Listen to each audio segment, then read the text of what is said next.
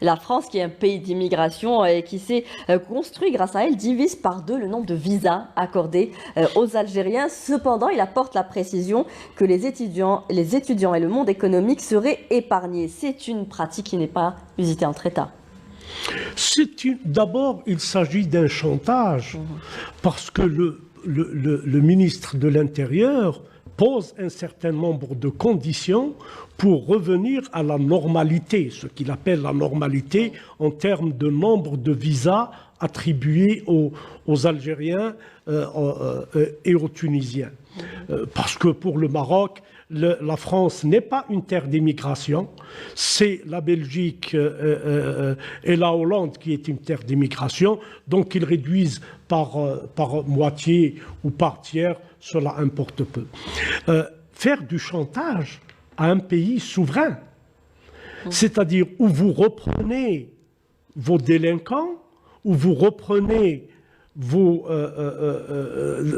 des jeunes Algériens qui sont devenus des islamistes extrémistes, et pour la majorité, on fait le coup de feu. Oui, pour la majorité, on fait le coup de feu en Syrie, et qu'ils sont revenus, pardonnez-moi l'expression, ils veulent nous les fourguer sans nous donner la possibilité de vérifier si ce sont véritablement des Algériens. Alors qu'en même temps, des Algériens qui sont arrivés en France, comme Harraga, sont protégés par les services français. On leur ouvre toutes les portes à condition qu'ils acceptent d'insulter leur pays, l'histoire de leur pays et les institutions de leur pays. C'est deux poids, deux mesures, et cette duplicité dans le langage, nous en sommes habitués. Sur le plan mémoriel, je voudrais dire une phrase. La France a présenté ses excuses pour les Noirs, pour la traite négrière. Elle a présenté ses excuses pour la communauté juive après le Veldiv, après les rafles du Veldiv.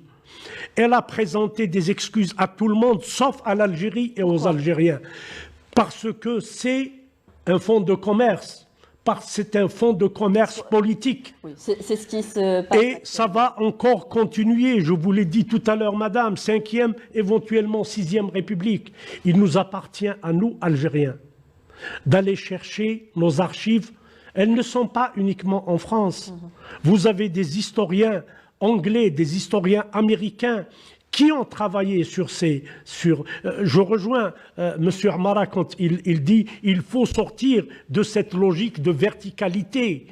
Nos archives ne sont pas uniquement en France. Nous pouvons faire des recherches avec d'autres pays, avec des universitaires.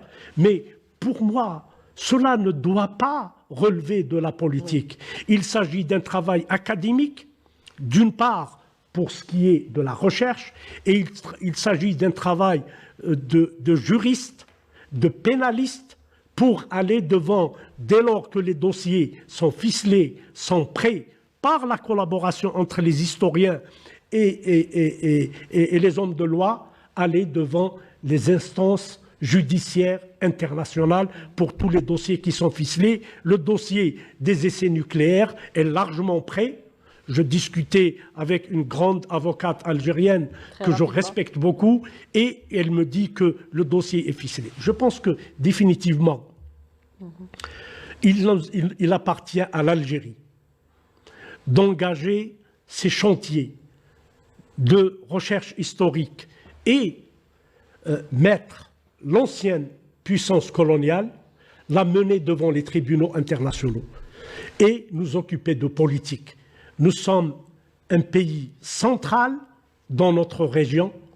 Nous avons été pendant longtemps le porte-drapeau de l'Afrique et des non-alignés. Il nous appartient maintenant, et cela est en train de se faire, de renforcer notre rôle. Niger, vous savez, le monde ne respecte que les gens forts, que les États forts. Et pour que l'Algérie devienne un État fort, il faut plus de démocratie, plus de liberté, un front intérieur solide.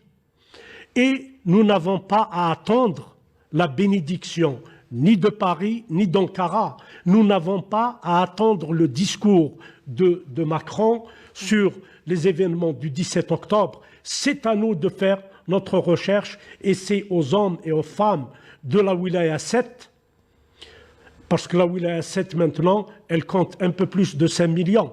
Et je pense que les autorités françaises doivent y réfléchir.